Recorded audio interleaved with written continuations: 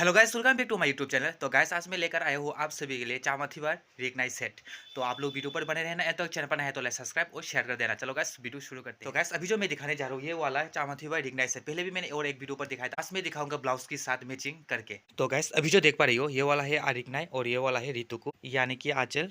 तो गाइस, अभी जो मैं दिखाने जा रहा हूँ ये वाला है ब्लाउज। ब्लाउज भी मैं अच्छे से दिखाता हूँ।